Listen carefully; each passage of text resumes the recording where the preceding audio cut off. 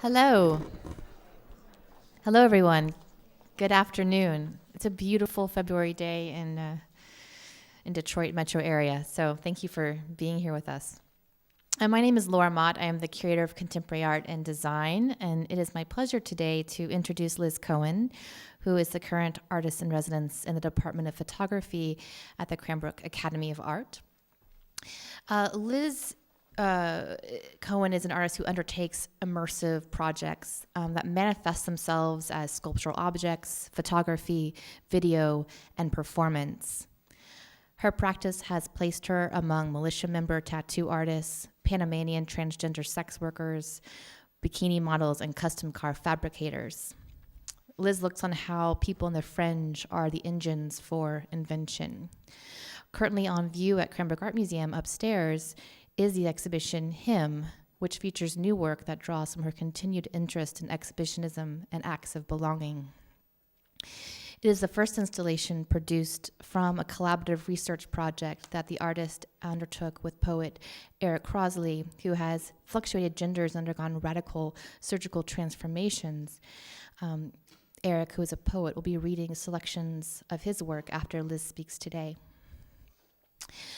Liz Cohen's work has been shown throughout the United States and Europe, including solo exhibitions at Salon 94 in New York, the University of Arizona in Tucson, the University of Texas El Paso, Gallery Laurent Godin in Paris, and Fabriken in Stockholm. She was recently included in Sightline, Unsettled Landscapes, part of Site Santa Fe, Autobody in Ballroom Marfa, I Drive Therefore I Am at the Museum Tingoulet, Brazil, and Femme Subject, at the Centre des Contemporains in Marmec, France. She is currently represented by Salon 94, Gallery Laurent Godin, and our own David Klein in Detroit. So please join me in welcoming Liz Cohen.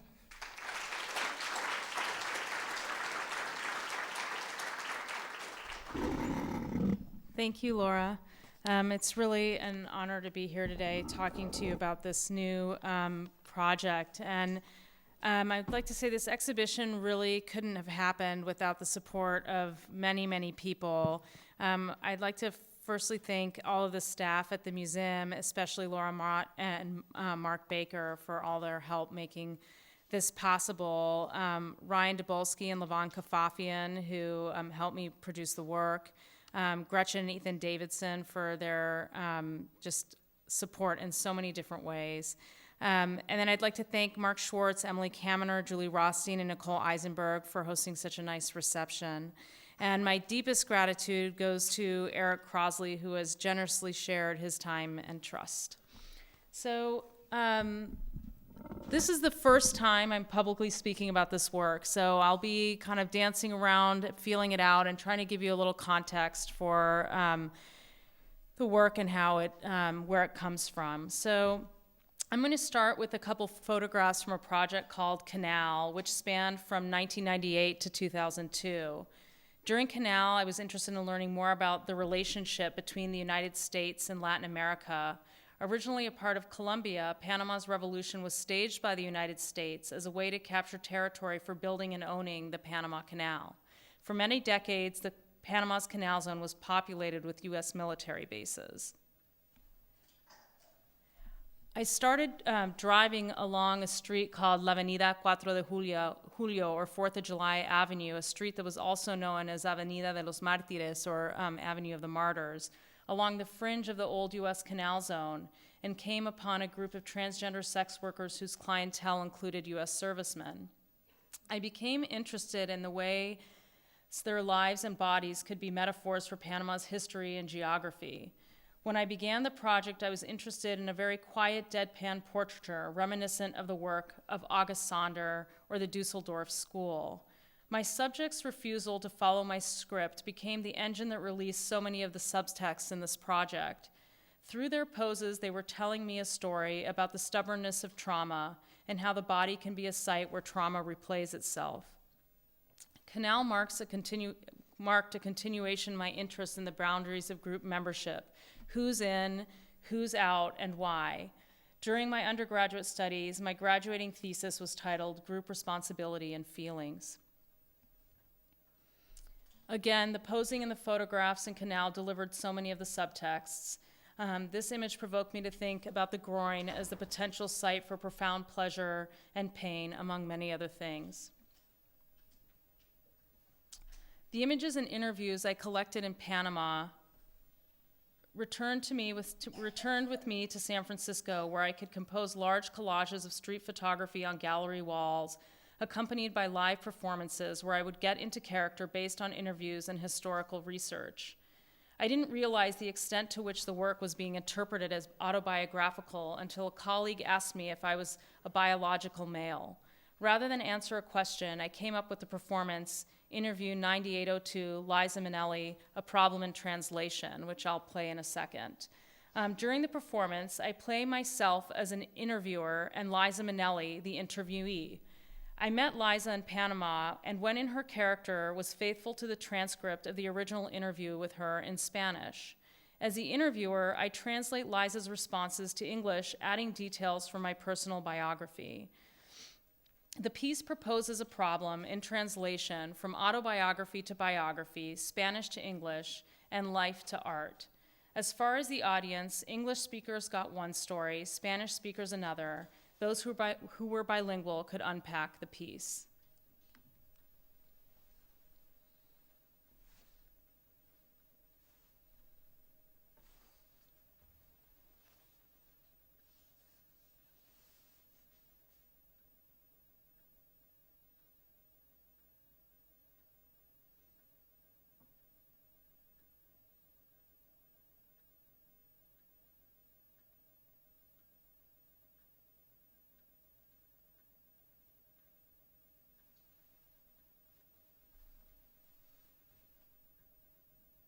This is documentation from a live performance in San Francisco. You know, I know people aren't used to a person like me, and they think that it's very strange. And the times that I have revealed myself, once a person knows, they see me as some sort of extraterrestrial or something out of the ordinary.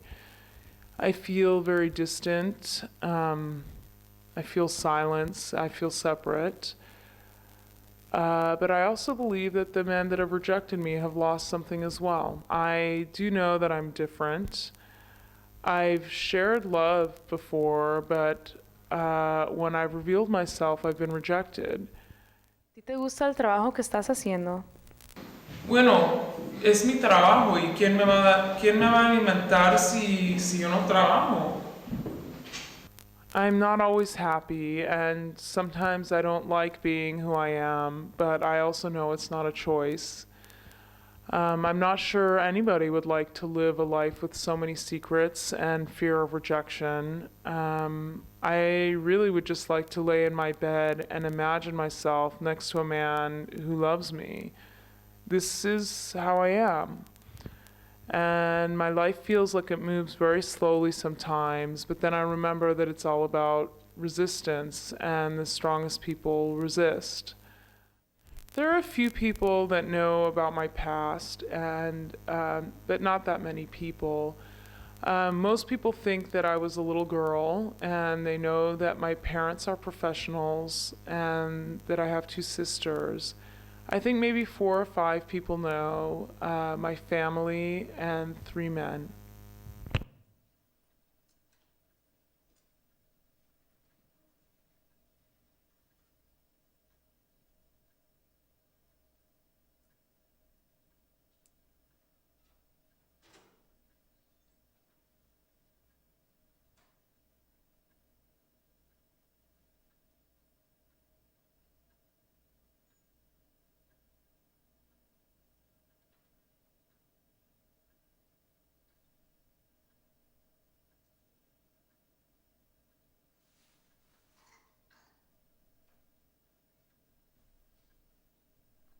By the end of Canal, I realized that any attempt for me to embody my subjects was a masquerade.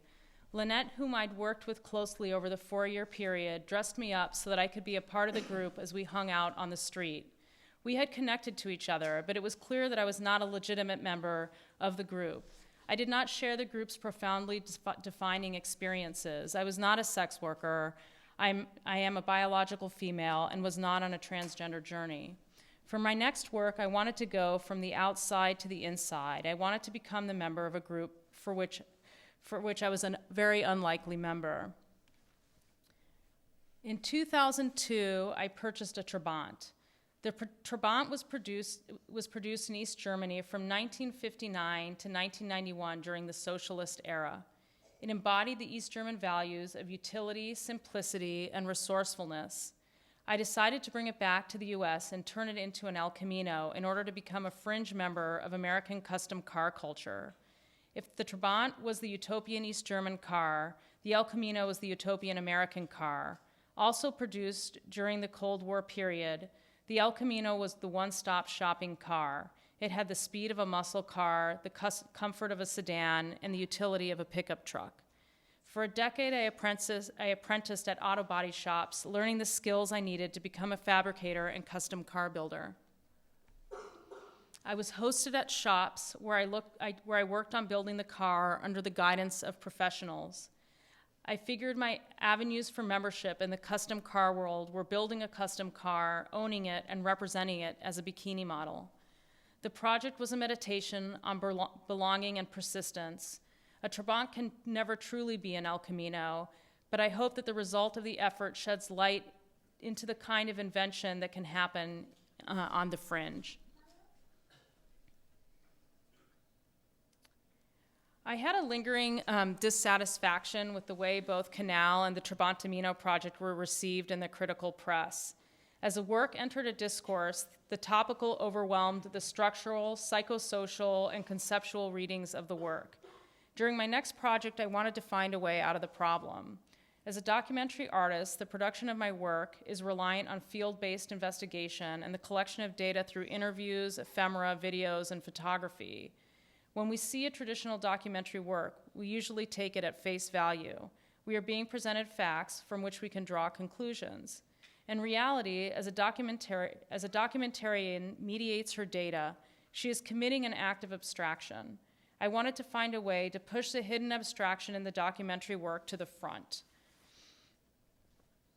I wanted to share some of the images, some of the image research that was hanging out on my studio wall as I wrestled with how to approach the next endeavor. So these are just things I was seeing online and that I was collecting, and it was just kind of instinctive, that I was thinking about, that I knew I wanted to work with an individual rather than a group for the next project, and I knew I wanted to try to approach the subject matter in a way that could avoid a topical reading. So, and rather than belonging, I was thinking about what it means to not belong. I was thinking about the dynamics between ostracism or rejection and self-determination. In other words, not belonging can be a powerful act of resistance at the same time that it can be terribly painful.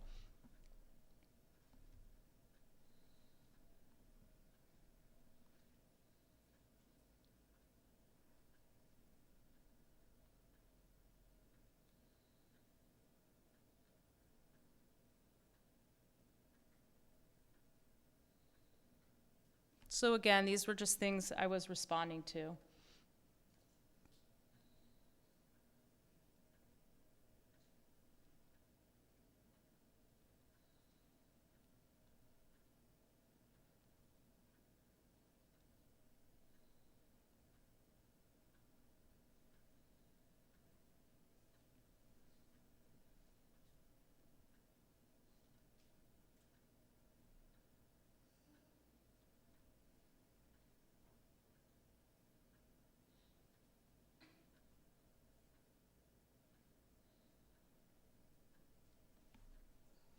I was talking to my sister friend Gretchen about whom I was looking for. She introduced me to her former neighbor Erica, now Eric, an incredibly insightful, welcoming, and adventurous human, a poet, an activist. Eric is willing to take the risks and pay the price that accompany living with integrity. Eric and I started a process together that included recorded interviews, the collection of relevant documents, and photography. I don't know very much about poetry. Maybe there is the same tension between prose and poetry that there is between the topical and the abstract. As a way to share the process that generated the pieces in the show, I'd like to have Eric read a poem from some of the first data Eric sent to me, the manuscript Hod Carrier at Night.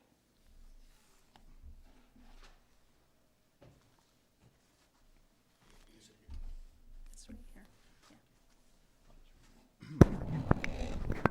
This is called going through the motions.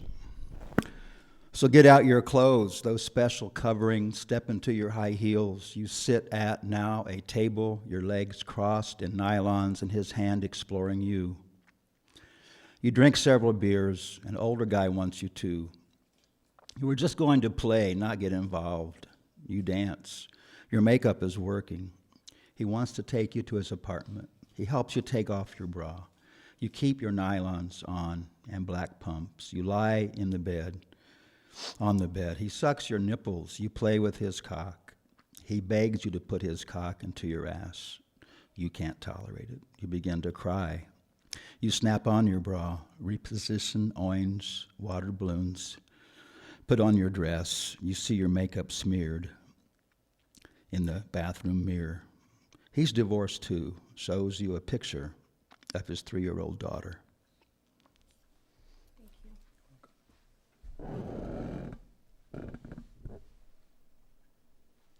I began distilling a set of shapes from my collected data or the life story and poems Eric was sharing with me. The shapes were cut from raincoat material designed to protect the body from the elements. The shapes were organized into collages or the beginning of the narrative.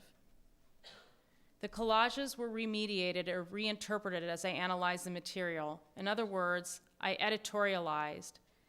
I thought about the labor or work it takes to sit with one's body, just to exist. I wove the collages into napkins, a protective covering for the groin. So now I'll just go through some of the collages and their corresponding weavings. And take note of the shapes, because you'll see how they come back in different pieces as we go along. As I continued to analyze the material, I reorganized the shapes that compose the collages in order to produce a series of 5 masks. The masks were an effort to propose 5 Eric Ericas. I think of the masks as at once silencing, expressive, and playful.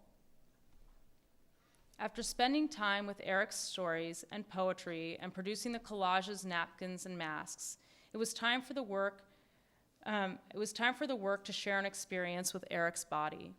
With the smoke machine emitting mist, Eric shared his body, wore the masks, and he turned as I turned and turned around him. Maybe a move away from the topical, away from the facts and towards abstraction, could move away from a reductive biopic and toward the suggestion of a holistic, expansive view of a person.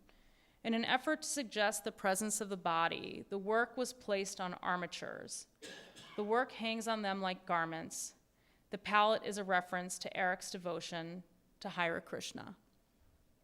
And so with that, I'd like to introduce Eric, who will read some poems to us today. Eric was born in the Indiana small town of Pendleton, population 2,500, in 1950, where he was a paper boy for the Anderson Herald for 8 years, played basketball and baseball, pole vaulted, and ran cross country year-round from 5th grade to 12th grade, got mandatory straight A's in school, and his senior class valedictorian campaigned for Richard Nixon and was a mandatory hideout in the open transgendered person the whole time. Eric was the Indiana University counsel to repeal the draft president from 1969 to 1971. After a nervous breakdown and subsequent suicidal depression, he returned to IU and completed an AB in social work in 1973. The same year, he began living as Erica, with full Blue Cross and Blue Shield insurance for sex reassignment surgery at Cleveland Clinic, June 1976, where she had become a patient in June 1973. She also began the Bloomington Poetry Workshop and danced with the Carol Bariki's dance company. Eric began studying Bhakti Yoga in March of 1976 and was initiated by his guru, A.C. Bhaktivedanta Swami in August 1977. He was married in 1980, became the father of Prima in July 1981, and was divorced in April 1984. He completed an MA in creative writing in 1993 at Michigan State University. He worked 3 years inside the walls of the Michigan Department of Corrections, 1995 to 1997, teaching writing and communications to inmates. In 1997, September, he came out as Erica at his job and was fired. He fought a 4-year legal battle to reverse the discrimination. Eric had sex reassignment surgery in December 2000 at Neenah, Wisconsin by Eugene Schrang, MD. She taught argumentative writing at Lansing Community College fall term 2001. Another major depressive episode began in 2001, and Erica began living again as Eric in summer 2002. He taught writing at Jackson Community College from 2003 to 2006. He ran for Congress from the Michigan 8th District 2005 to 2006. After 4 more serious depressions sprinkled from 2006 through 2014, for Eric, life still remains a beautiful mystery. As I said, Eric and I met through Gretchen Davidson and began to collaborate in March 2015 to produce him. Eric, we'd love to hear your poems.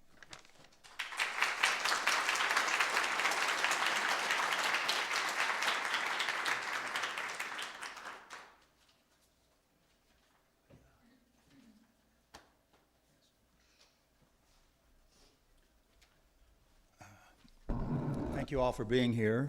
It's such a wonderful day outside. 50 degrees, warm, just like Michigan. We got a foot of snow coming, though, I heard. So I have 20 minutes. I could read a lot longer, of course, but I've picked out a few poems, some old ones. And I did write a new one. Ethan and Gretchen. Gretchen was a friend 20 years ago, and she was in a band called the Universal Indians, and she lived next door. And another musician named, what's her name? Help me. It's a senior moment here. Anyways, we became good friends, and just about a year ago, I get this nice note out of nowhere. Hi, dear, you still live in the same place? How are you doing? Blah, blah, blah. And got a friend I like to meet, and the rest is history. So anyways, I got to a party at Gretchen and Ethan's nice house, and he said something very strange to me when I left. And why is he saying that? So also before I left, he was looking at a book of poetry called Gunslinger. It's by Ed Dorn, and I had the opportunity to meet Ed Dorn at the last major national poetry festival right here in Michigan at Grand Valley State College is now Grand Valley University. And Ed Dorn showed up and about halfway through on his motorcycle, and very interesting guy, very fine poet. And so those things kind of went together, and something happened just 2 days later that was really a wake-up call for me. And so I wrote this poem. It's called Hey Gunslinger, for Ethan Davidson and Ed Dorn. You'll be okay, Ethan says, as you leave his beautiful, warm house after a party. Did I hear that right? Hey, Gunslinger, how about it? You never know who's speaking. You never know who is speaking, very seldom. So maybe some calamity is coming worse than the one you're already in now. Worse than in now?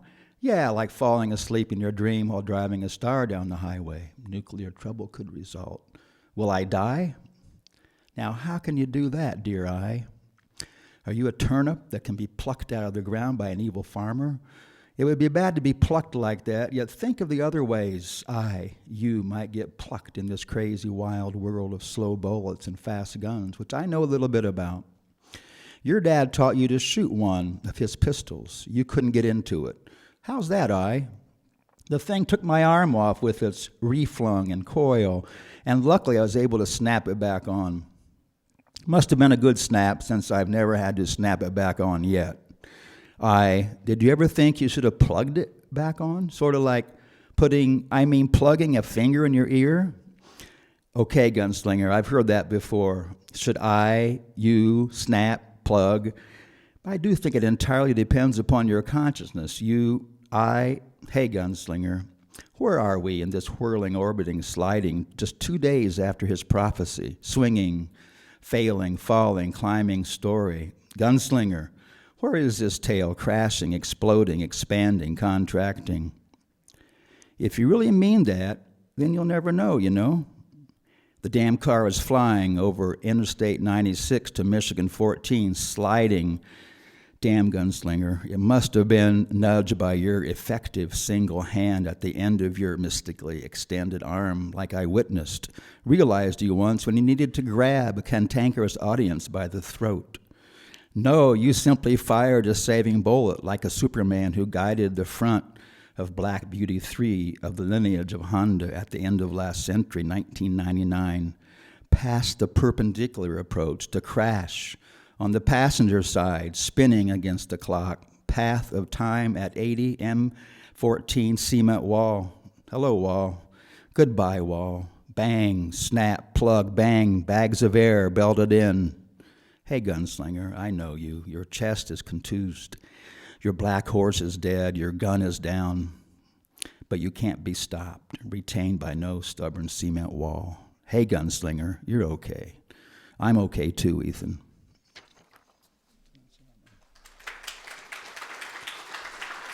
Thank you. As Liz was saying, I taught in the prisons for quite a while, and it was right during the major part of the buildup where we became the country that's number one in the world in amount of people we incarcerate. And the incarceration rate, men of color to men of the white collar, has been 8-to-1 most of that time. So it's being talked about a little bit. And to his credit, Mr. Obama was the first president ever to go inside a federal prison. So this is called Bullet in the Heart. Diamond, brilliant snow churned by footfalls, melting in radiant light, is snapped at by my dear black Labrador beast. Between her jumps at the cottonwood stick, I move with my hand back and forth this morning. Sapphire barks as if angry as we play, like a Van Gogh flower growing like a thunderstorm high up in the canopy of an African rainforest. This flower is drowning me in love and putting a bullet through my heart, encompassing the endless quicksand of mistake and retribution, fear, institutionalized in our very brains, our animal souls. 30 miles south of here, Jackson Prison purrs like the gears of a machine in a little-minded Republican governor's name, forgive me. Oh, avenging angel of truth, release this wound I have been blessed with. Shake out the sad intimidation, the waste of human potential, after the waste of human potential, after war in our cultural mind. I have been crucified by too many eyes to ever see the same again, to ever put the dull eyes of stereotype over the living creatures of the Almighty. Con and guard and teacher and officials and loved ones and hated ones, feared ones, flower. Global economy releases us from responsibility, we think, for our abuses of each other in the name of the almighty dollar, cheapening our very lives. Love of money short-circuits our human relationships, poisons children slowly.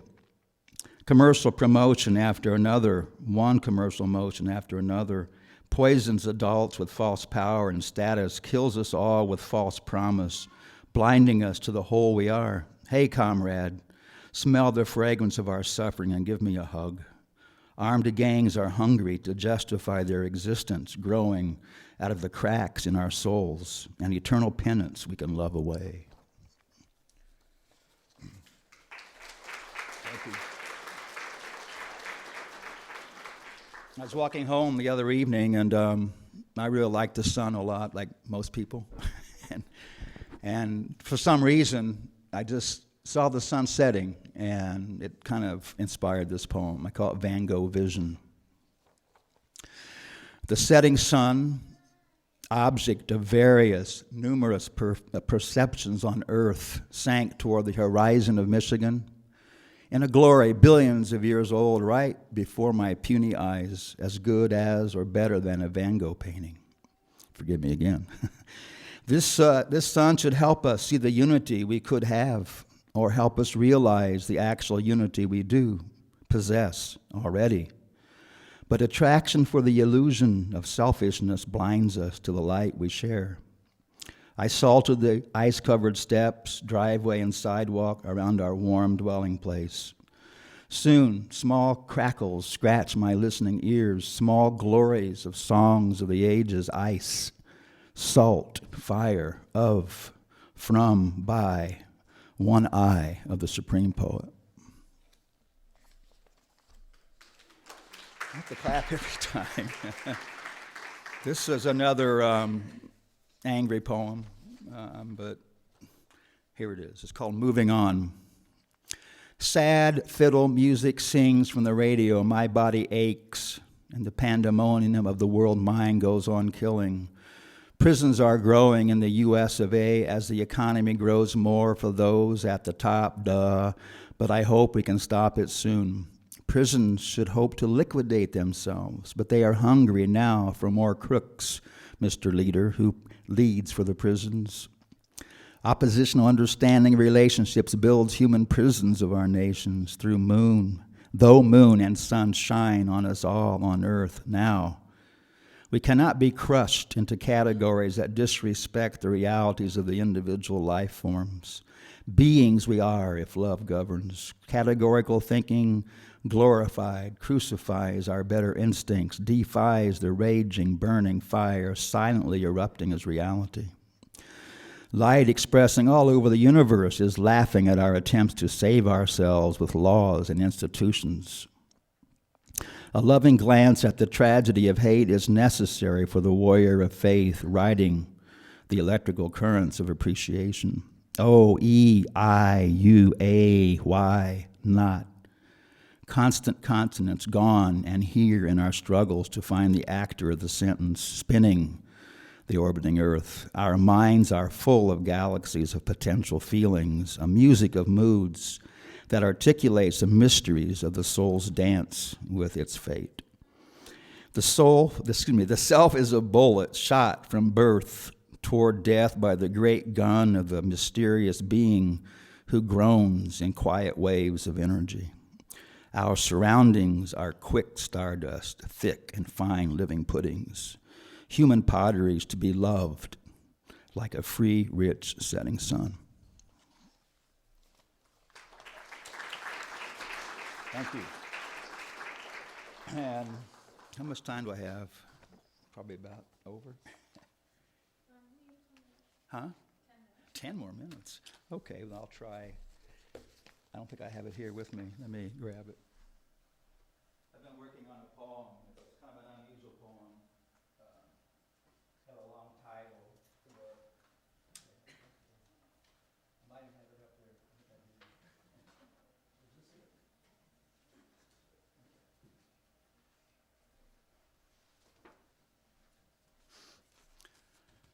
it? Since I have some time, when I ran for Congress, some really funny things happened, you can imagine. Anyways, this first article that came out when I entered the race, it's not my poem, but it's just an article that was written. It's kind of illuminative. It's called from the Daily Press and Argus in Livingston County, Brighton, where Mike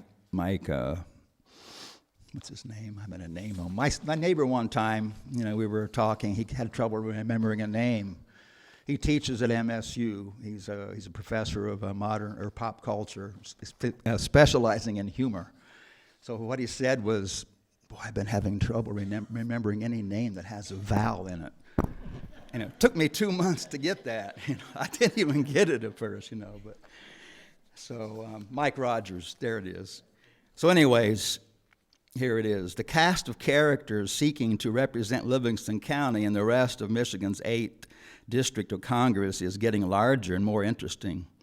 Already in the race, there are a 3-term rising star Republican incumbent, a church business manager and GOP primary challenger who argues the incumbent is too moderate, and a Republican turned Democrat, a former CIA officer. Now joining the field is a transsexual left-wing college professor poet.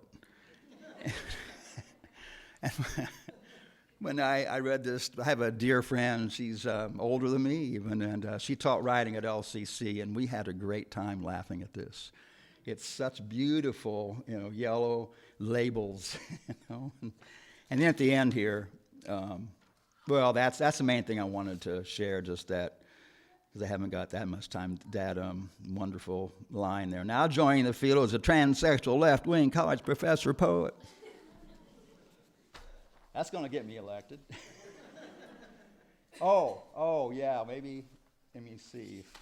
Oh, yeah, one other thing. This is just the last of a piece I wrote to, one of the first things I wrote to the citizens of the 8th District. And here's how my neighbor, he helped me in this little piece that I sent out. And finally, now I can report to you all that my good friend, one John Dow of Michigan State University, look him up, he's great, said to me when I answered him about my crawling for Congress, "Please, that's all we need, another ex-Hoosier, post-Buddhist, post-transgendered eunuch in Congress." Hope to hear from you soon.